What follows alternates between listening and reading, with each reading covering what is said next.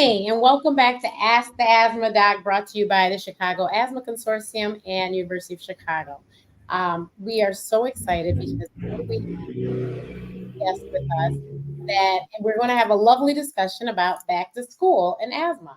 So please share this broadcast because I know that if you don't have asthma, you know someone that does, or maybe they don't know they have it yet. We'll talk about that too.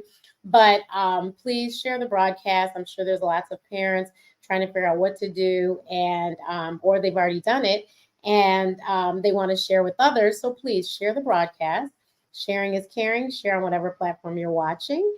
And of course, you should also visit our website, chicagoasthma.org. I'm going to put it in the comments so you can do that. If you have questions, also type them in the comments and I will do my best to make sure that we get to them. Okay, so here we go. Good evening. Today we are being joined by Karmin Wright. Karmin is the Asthma Outreach and Education Coordinator for the Southside Pediatric Asthma Center. See, we work well It's together. So Karmin is going to help me out today with Ask the Asthma Doc. And last one we had actually was the end of the year, so it was May. So this is our first one for the new school year. So of course we have lots of kids going back to school. We have kids of all ages going back to school, young and old. And so we'll start with the young ones. My very first suggestion is that mom and dad hopefully have an asthma action plan. That is key, key, key. And in your asthma action plan, you have to have all the information. So it needs to have your, obviously emergency information, but it also needs to have what medications the child takes when, and when to call the hospital, when to call the doctor, when to call the parents. All of that information needs to be in there. And the most important thing to me is communication.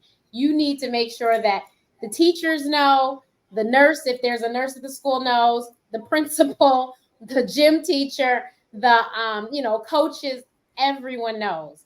Because the last thing you want to happen is your child gets sick and whomever is the adult in that classroom or whatever has no idea what to do.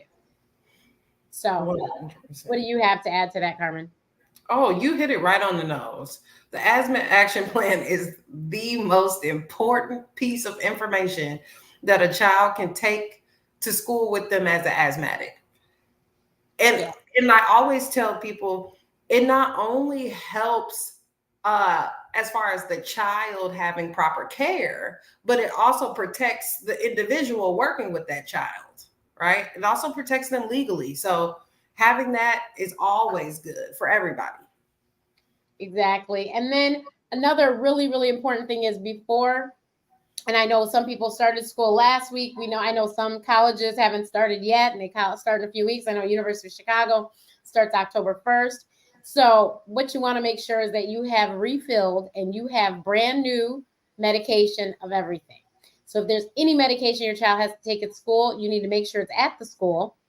And then if your child just carries a rescue inhaler, you need to make certain that they have a new rescue inhaler and they have it with them in their backpack or wherever. And that's another thing to let the teacher know that they do have that so that they know where it's located in case something happens and the child can't remember whatever. You know where it's at so you can get it to them.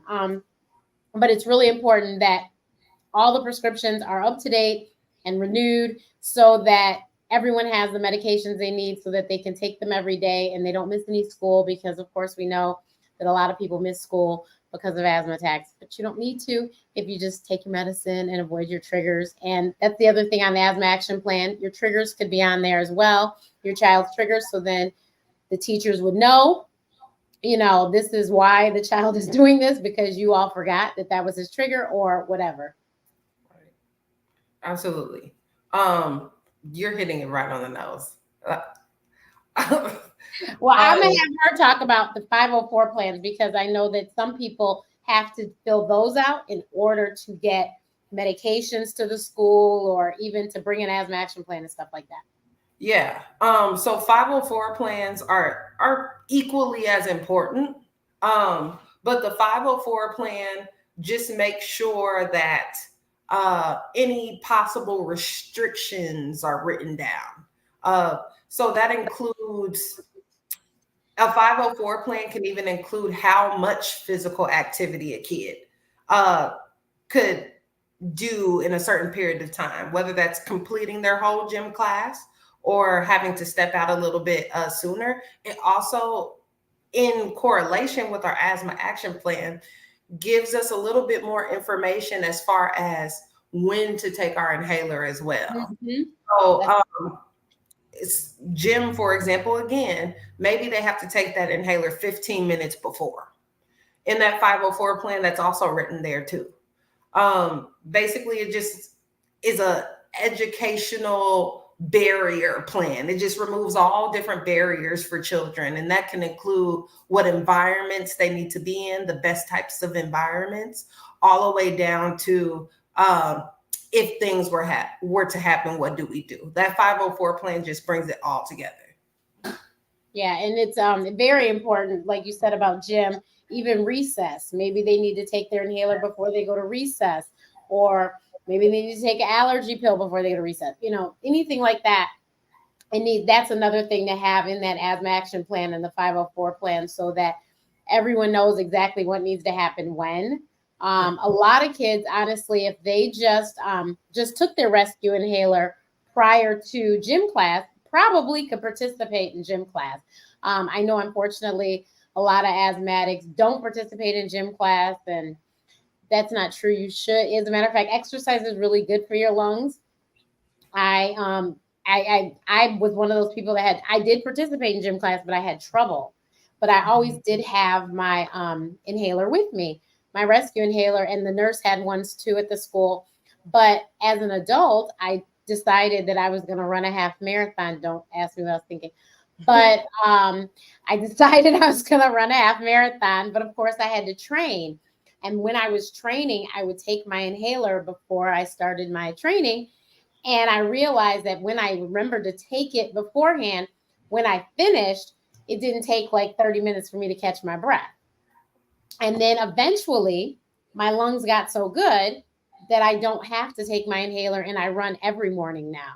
So, and my doctor even looked at my pulmonary function test and said, "What are you doing? Your lungs have vastly improved." I was like, "I don't know." And I was like, "Oh, I'm training for this stupid race." And he's like, "Well, that's it. It's working." I'm like, "Oh." Mhm. So definitely know that your child should exercise. It really is actually good for their asthma. You just need to have a plan in place, and make sure you take care, you follow that plan.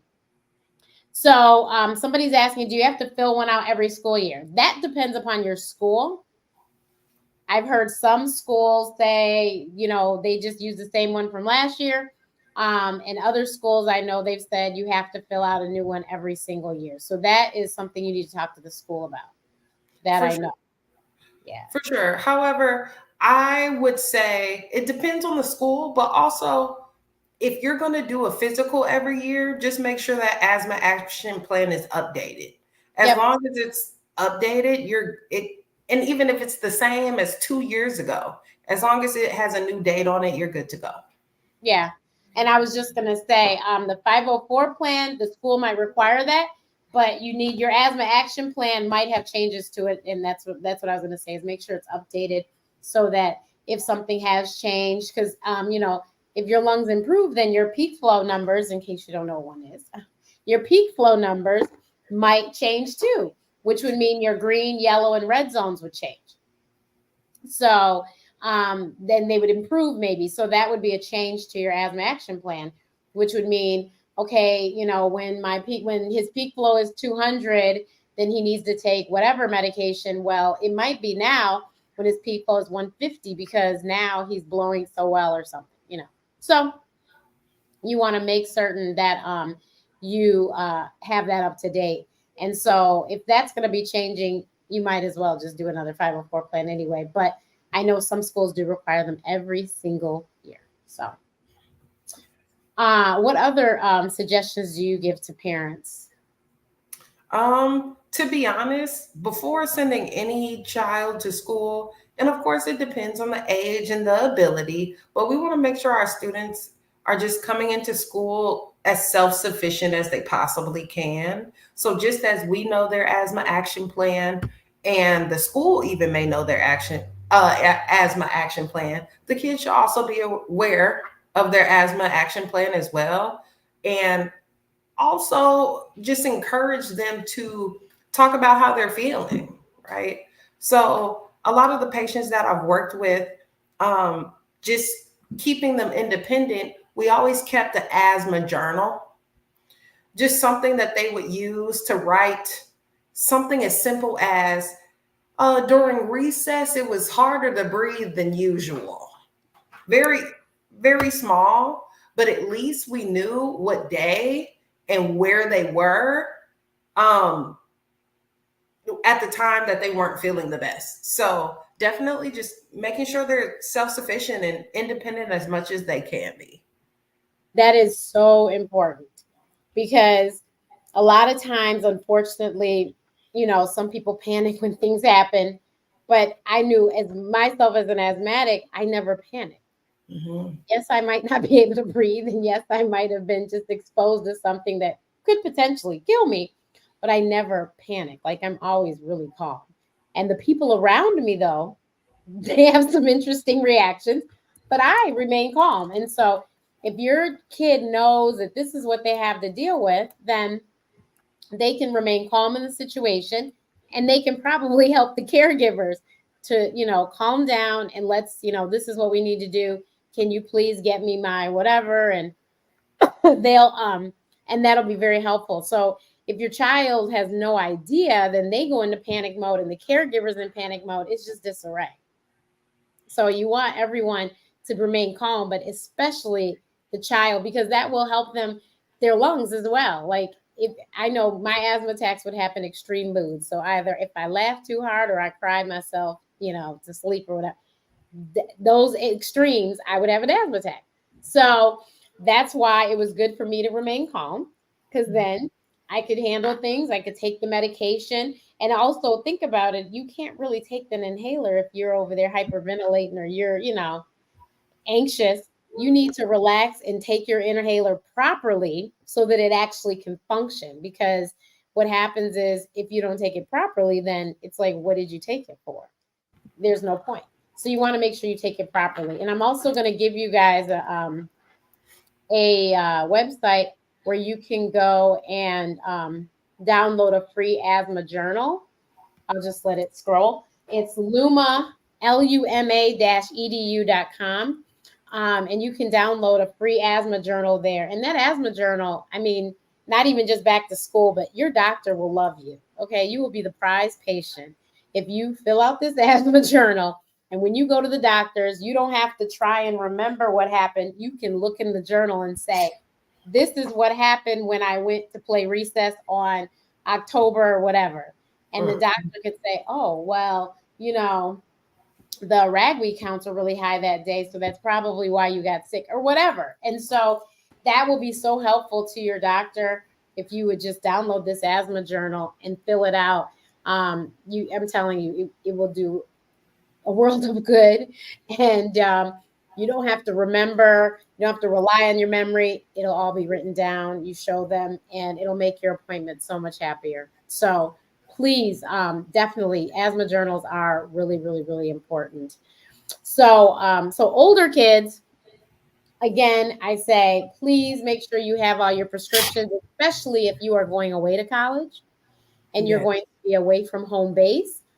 Please make sure you have your prescriptions because it can take some time sometimes to establish, um, you know, the pharmacy there. Even though, we have a lot of chain pharmacies, sometimes it can take a minute for the transfer of medications and prescriptions and all of that. So just make sure you take them with you.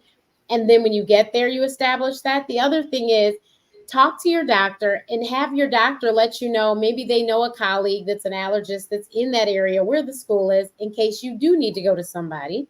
Yes. Also, it'd be very important that you know exactly where the ER is and how you're going to get there if you need to go. Um, because the last thing you want to do is try to figure out where is the emergency room when you have an emergency. So you want to make certain that you know how to get to the ER and you've talked to the RA and so the resident assistant and whomever's in charge of the dorm, and they know that you're living in that dorm and they know that you have asthma. The same thing with the school and the asthma action plan.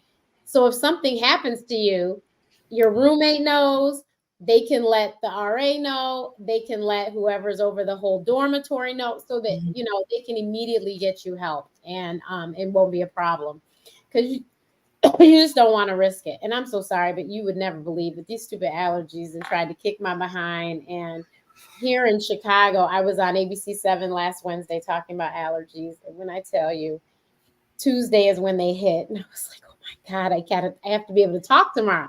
So I'm glad I can talk. But unfortunately, unlike my segment last Wednesday, I didn't cough the entire time I was at the studio, but I coughed before I got there. And when I left, I can't stop coughing now.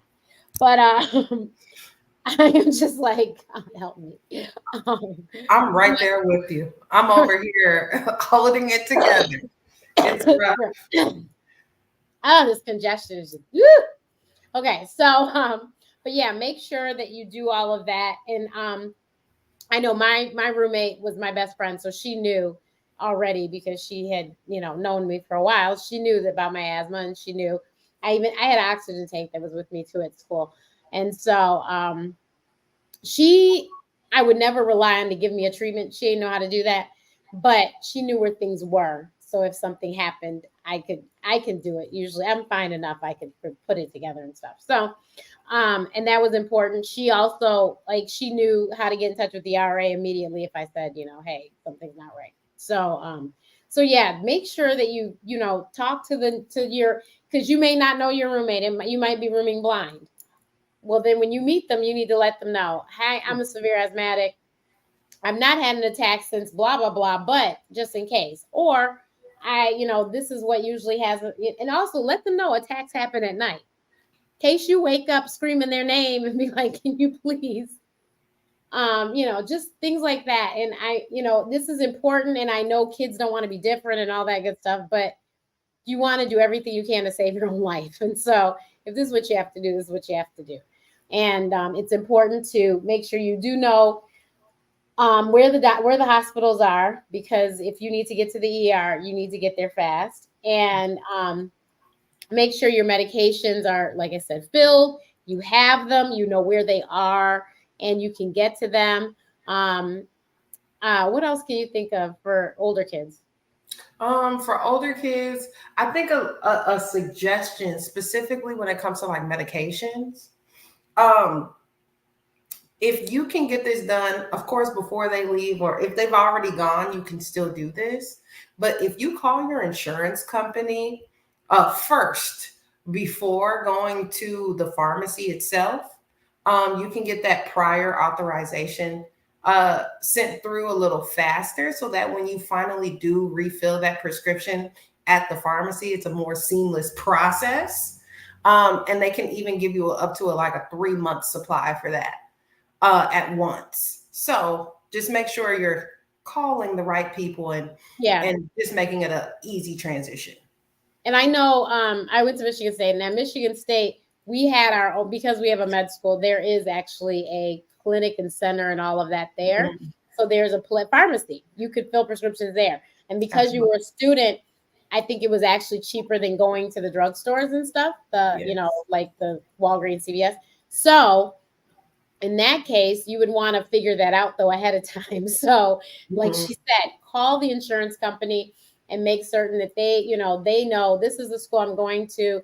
Do you work with that pharmacy, and figure it out that way? Also, I know a lot of kids that sometimes the parents' insurance doesn't cover kids once they leave the home to go to college, which is why a place like the university's health center would be very helpful, because they take care of students. So I don't know how the payment system is, but I know it's not as expensive as if you went to the ER that was in the city and didn't have insurance. So make sure you figure all that out. I personally spoke to Michigan State. I got into Michigan State October of the year before I actually went. So we literally called them and talked to them. They knew I was coming. They registered me as a handicapped student.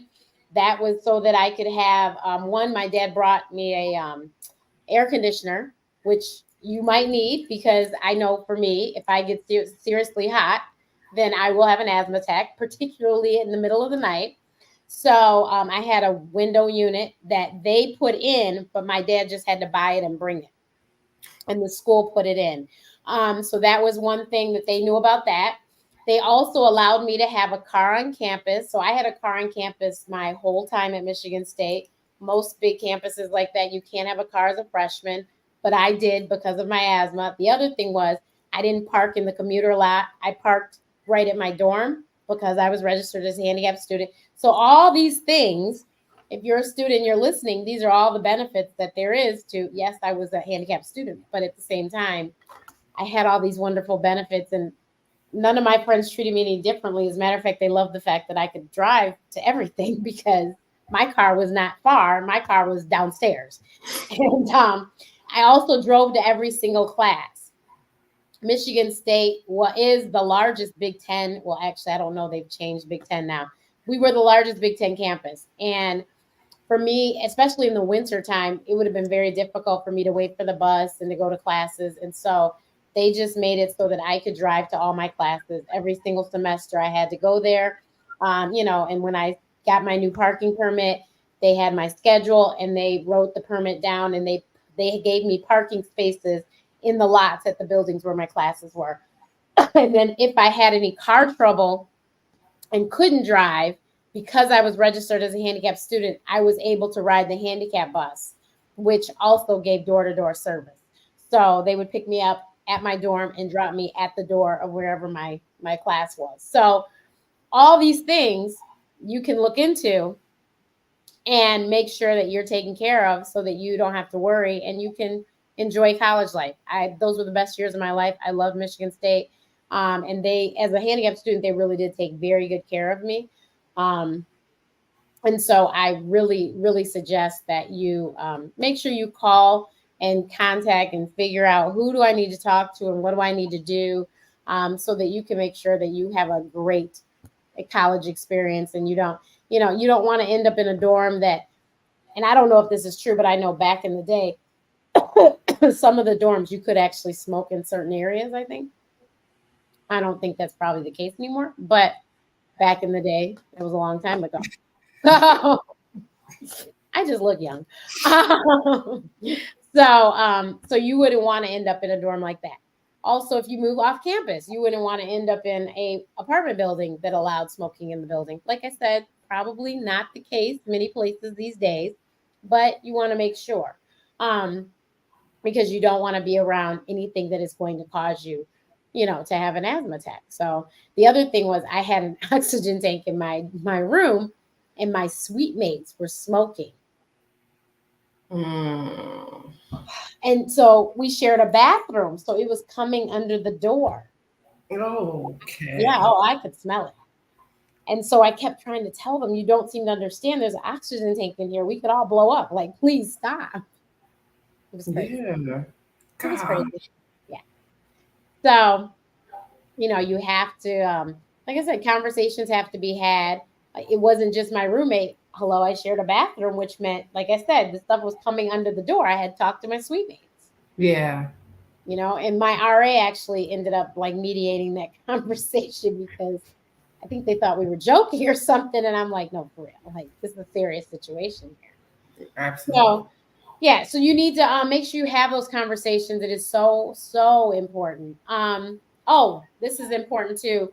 In the comments, the teachers will also need to be trained so they won't panic when a student has an asthma attack. That would be very helpful too. I know that not all schools are amenable to somebody coming in to do that, Yeah. but it would be highly suggested, because you would not want, you would want the teachers to know what's going on, not just your own student, student's teacher, but all the teachers to know what's going on, so that just in case they would know what to do. For sure. That's why it's important, shameless plug, of course.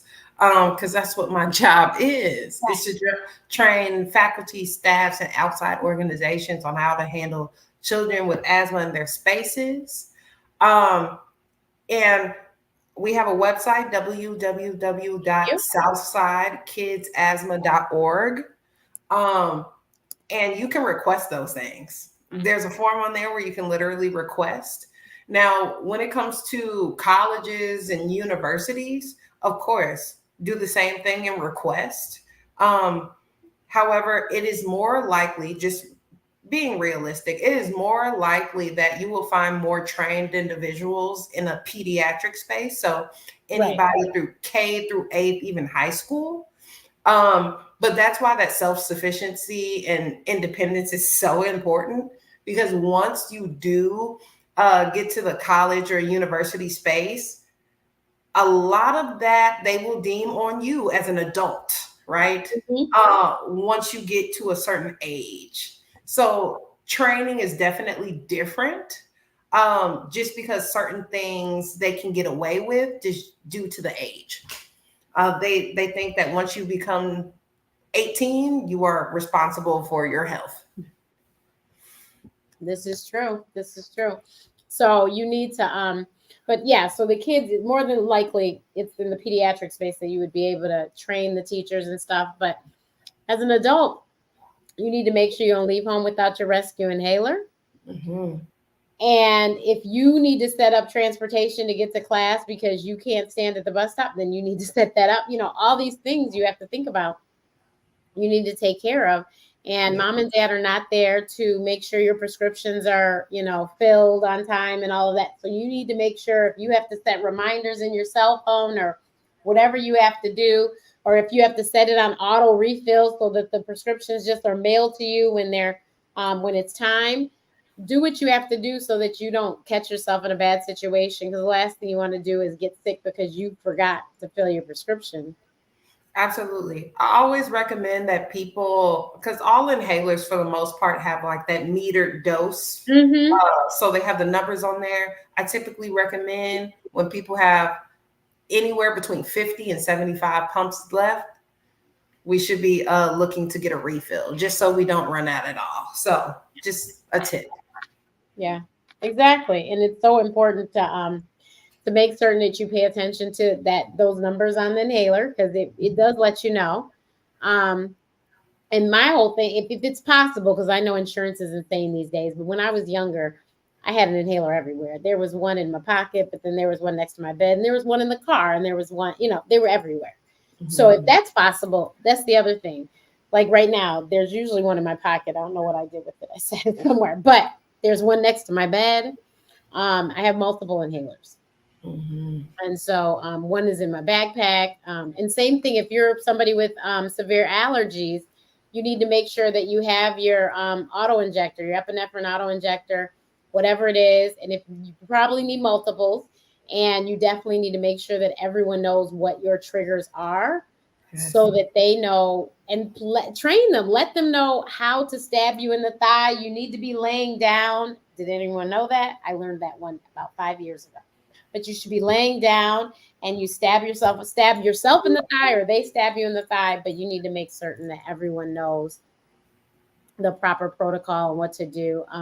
And the stories that I hear with college kids are more about allergy and Mhm. anaphylaxis than I do about asthma attacks. So yeah, unfortunately, there's been a couple college kids that died in the last year, and it's been totally anaphylaxis. Yeah. So please make sure everyone knows. So if they do offer you something, then at least they know, and or you have the good sense to ask. Because I know one kid, it was like he was allergic to peanut butter, and the cookies had peanut butter in them or something. And I don't know if he didn't ask or what happened, but yeah. So that's very important. I'm trying to think, is there? Oh, and then also, please get your vaccines. So honestly, you probably should do it before you leave home, just so you don't have to worry about it. Otherwise, you can go to the drugstores, CVS, Walgreens, whatever drugstores. Most of them have them, but now is the time to be getting your flu vac. If you're an asthmatic, you know that you should be getting a flu vac, and Yes. I highly suggest you get the newest COVID vac. Um, and then, so this is the time. September, October is your flu time, and the new COVID vac just came out. So just go on and get them both at the same time. It's fine. You get one in each arm. Yep. And call it a day. Exactly. Absolutely. Better safe than sorry. Right. all the time.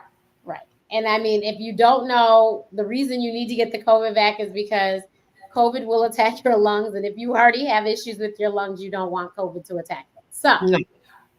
please make sure that you are covered, and you can and like I said, you can actually go on the apps for the drugstores and make your appointment.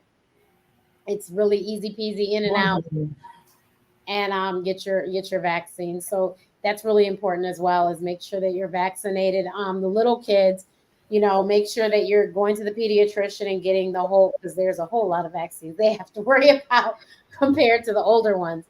But make sure that you know your kids are up to date on their vaccines.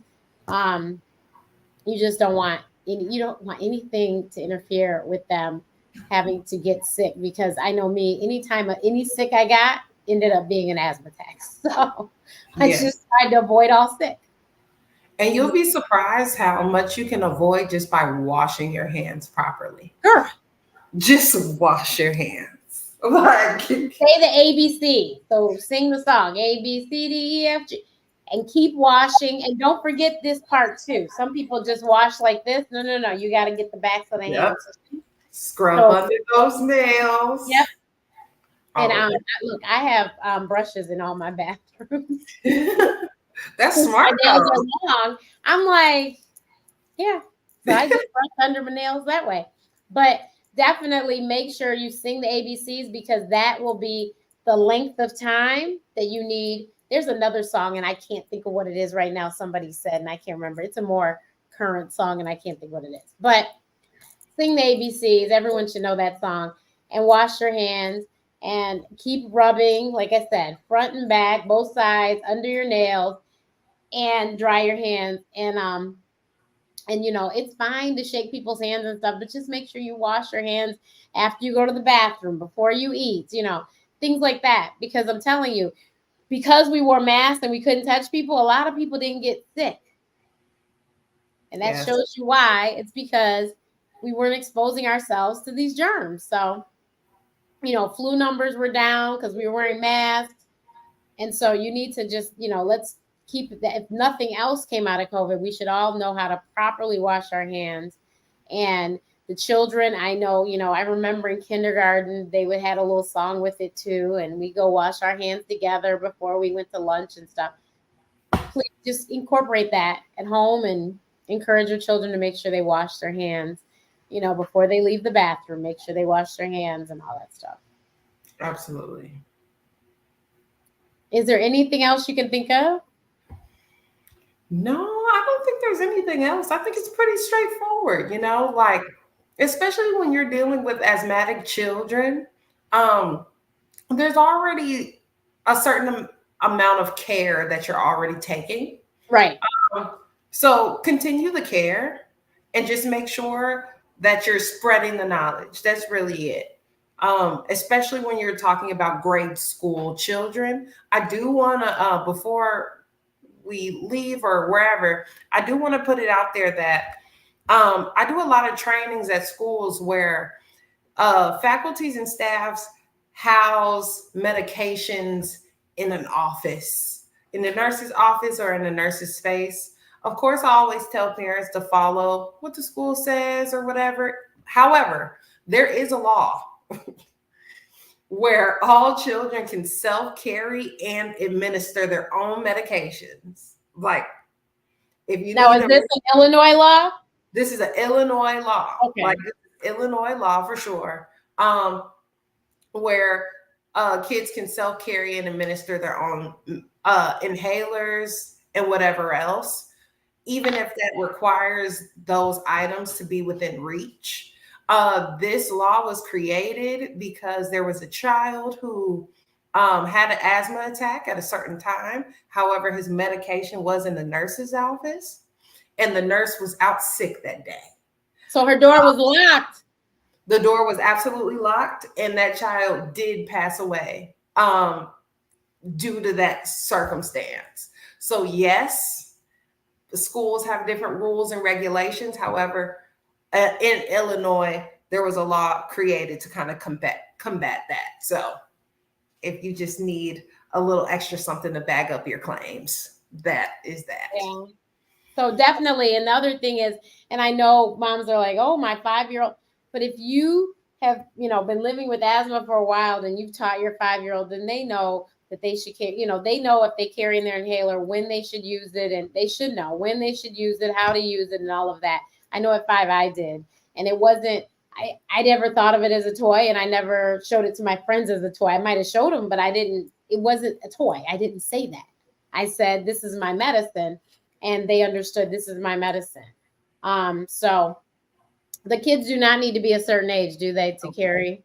No, Nope. See, they and don't that's what need I'm to saying. be a As certain long age. as they're in school, carry Absolutely. They their own don't need to inhaler. be a certain age. Of course, there's like certain stipulations if the child has disabilities or something like that. But as far as just, it can be any child as long as they're self sufficient and know what they're doing. Yeah, and so that is really important. Especially it's a rescue inhaler, and that's what it's called, rescue inhaler. So that's the one I'm talking about. Now, if they have to take some corticosteroid inhaler at lunchtime or whatever, that maybe that can be in the nurse's office. That's fine. Or for me, I had to take some pills during the day.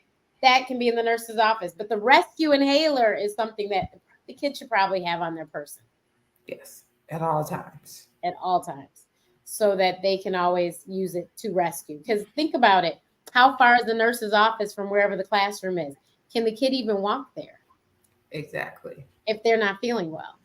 So definitely, please, please, please. If that's a law in Illinois, I hope that other schools will adopt, other states will adopt such law. But please investigate with your state and see what's the rules and regulations for that. Because, and honestly, it's sometimes it's better to ask for forgiveness than to ask for permission. Yes. So put the inhaler in his pocket or her pocket and keep it moving. There we go. In the backpack, just keep it moving. I'm just saying. So, and that, like I said, and this is why it's good for you to teach your children young, like, okay, this is what, this is the condition and this is how we have to treat it. And so if they know, then they'll be rock stars and they'll Absolutely. be able to take care of themselves. And they'll know when they don't feel well and they'll be able to just pull it out and take it. So, well, Absolutely. thank you so much to for our questions. I appreciate them. And thank you to everyone that is going to watch the replay because I know that a lot of people will get great information from this from all ages, from elementary all the way through high school. And also to any kids that watch, please, please, please don't be afraid to tell your friends, okay, this is what I have and this is what I deal with.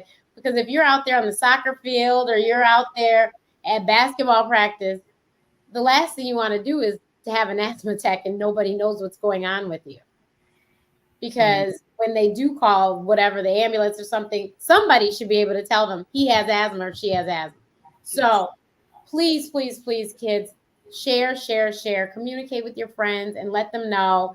Let them know maybe what it looks like, what to do, or whatever, just so that they can help you if you need help one day. But you Perfect. can visit Southside kidsasthma.org and you can Yes. have somebody like Karmin or Karmin herself come and train your staff at your school or at your kids' school. You can go to luma-edu.com and you can download the asthma journal. And then, of course, you can visit, hold on one second here. Where did my thing go? Okay, I lost it. Hold on, I'm going to take it anyway. And then, of course, thank you to the Chicago Asthma Consortium. And you can visit us there and find lots of resources that can be helpful to you. SSPAC, I think they have their website is probably linked there as well, or will be soon. But thank you so much. And we will see you next month. And I forgot what next month's topic is, but we'll see you again next month. Bye. Thank you.